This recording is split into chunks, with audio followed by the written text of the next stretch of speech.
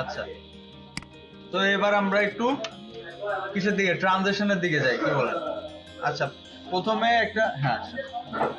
আমরা একটা ট্রানজিশন দেখবো, হচ্ছে জুম ট্রানজিশন।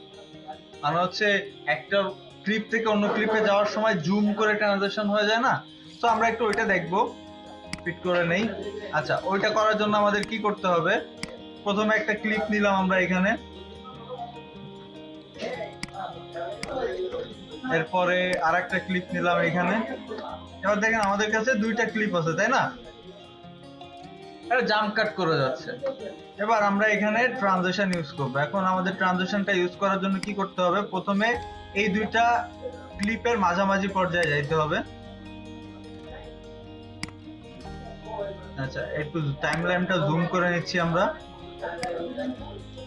এবার ফার্স্টে আমাদের কি করতে হবে? একটা অ্যাডজাস্টমেন্ট লেয়ার নিতে হবে। তার জন্য কি করতে হবে? রাইট বাটন ক্লিক করতে হবে ফাঁকা জায়গায়, বা কোনো জায়গায় ফাঁকা না থাকলে উপরে এখানে রাইট বাটন ক্লিক করতে হবে, নিউ আইটেম, অ্যাডজাস্টমেন্ট লেয়ার। কোথায়? অ্যাডজাস্টমেন্ট লেয়ারে ক্লিক করতে হবে। আমাদের ফ্রেম সাইজের অনুযায়ী একটা অ্যাডজাস্টমেন্ট লেয়ার তৈরি হয়ে যাবে, ঠিক আছে?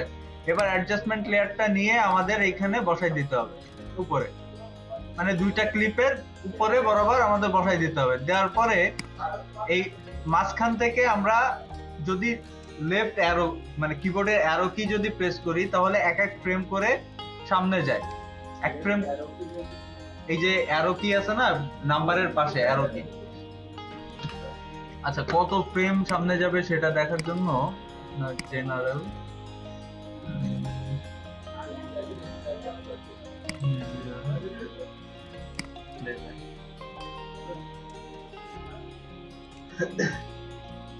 এখানে 5 ফ্রেম দেওয়া আছে, তাহলে আমরা একবার ক্লিক করলে 5 ফ্রেম সামনে যাবে। তো আমি এখান থেকে যদি 1 করে দেই, ওকে করি, তাহলে একবার চাপ দিলে আমার 1 ফ্রেম আগে যাবে। এভাবে এক এক ফ্রেম আগে যাচ্ছে, ঠিক আছে? আর ফ্রেম গুলো আমরা কিভাবে দেখতে পাবো, কোথায় দেখতে পারবো? এই যে উপরে দেখেন, এই যে লম্বা লম্বা দাগগুলো না, এই যে এখানে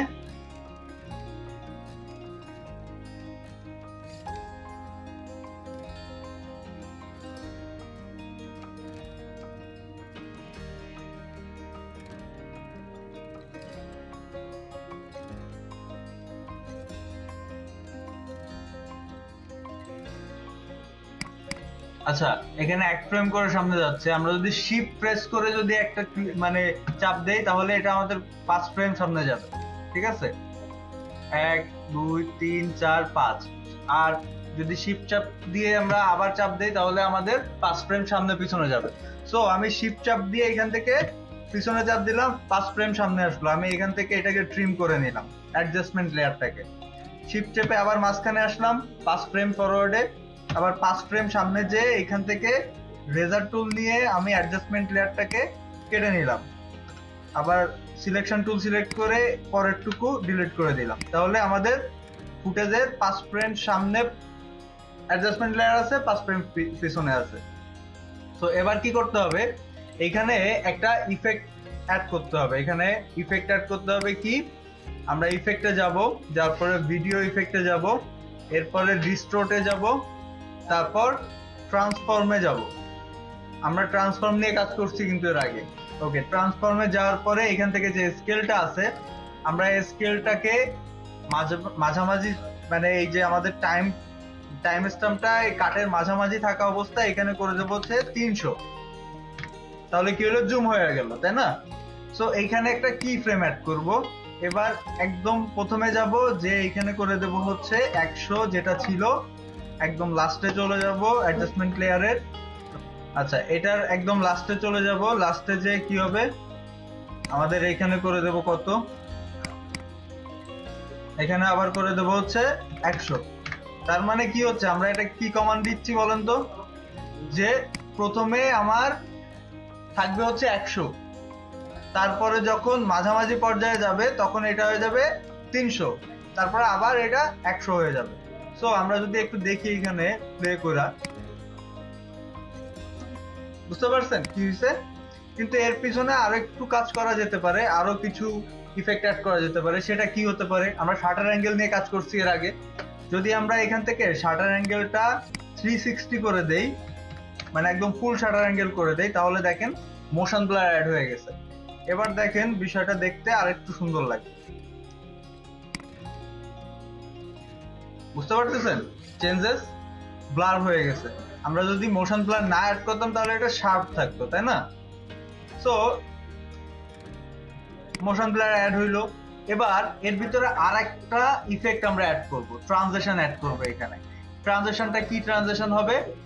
আমরা ভিডিও ট্রানজিশনের ভিতরে যাব, যে এখানে ডিজলভ নামে যে ক্রস ডিজলভের মধ্যে ক্রস ডিজলভ একটা যে ট্রানজিশনটা আছে, এটা ড্র্যাগ করে একদম এই ক্লিপের মাঝামাঝি ছেড়ে দিব। ওকে, মাঝামাঝি ছাড়ার পরে এই ক্লিপটাকে এবার ধরে কমাই দিব আমরা, অল্প দেখা গেল 1 ফ্রেম বা 2 ফ্রেমের মতো আমরা ট্রানজিশনটাকে দুই পাশে রাখবো। আচ্ছা, এবার আমরা একটু প্লে করলে দেখতে পারবো কি হচ্ছে, এখানে দুইটা ক্লিপ মার্জ হয়ে যাচ্ছে, দুইটা ক্লিপের একটা কম্বিনেশন করতেছে। সো এই ট্রানজিশনটা একটু স্মুথ হচ্ছে। বুঝতে পারছেন কিভাবে করতে হবে? এরপরে আরেকটা ইফেক্টও অ্যাড করতে পারি আমরা সুন্দর দেখানোর জন্য, সেটা হতে পারে হচ্ছে লেন্স ডিস্টরশন। এটা যদি আমরা এর ভিতরে অ্যাড করি, অ্যাড করার পর আমরা প্রথম মানে মাঝখানের ফ্রেমে থাকা অবস্থায় আমরা ভার্টিক্যালটাকে, সরি ভার্টিক্যাল না,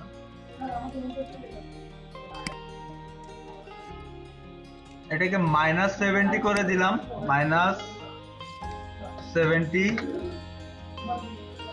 প্রথম ফ্রেমে যাওয়ার পরে এটা যাওয়ার সময় এটা থাকবে 0, শেষে থাকবে হচ্ছে 70, -70, সরি -70। একটা কি ফ্রেম অ্যাড করলাম, এই প্রথম দিকে গেলাম, এখানে 0 করে দিয়ে কি ফ্রেমটা একদম প্রথমে নিয়ে গেলাম, 70 এর পরে এখানে এসে আবার 0 করে দিলাম, দিয়ে এটাকে আবার লাস্টে দিয়ে দিলাম। তাহলে এবার কি হইলো, এবার আরেকটু আসছে, কি হয়েছে, এটাকে ডিস্টর্ট করে দিছে, মানে কার্ভ করে তারপর করে দিছে। আমরা চাইলে আরো করতে পারি, মাঝখানের কি ফ্রেমটা এসে এখানে -70 দিছিলাম না, এখানে আরো কার্ভ করে দিতে পারি, দেখা গেল 100 করে দিতে পারি আমরা। সো এটা একটা লেন্স ডিস্টরশন দিচ্ছে আমাদের। ওকে, সো এই হচ্ছে একটা ট্রানজিশন। এইভাবে আমরা কোন ফুটেজ থেকে অন্য ফুটেজে মুভ করাইতে পারি। এখানে একটা হুশ সাউন্ড ইফেক্টও অ্যাড করে দিতে পারি ডাউনলোড করে। আচ্ছা, এই গেল একটা ট্রানজিশন।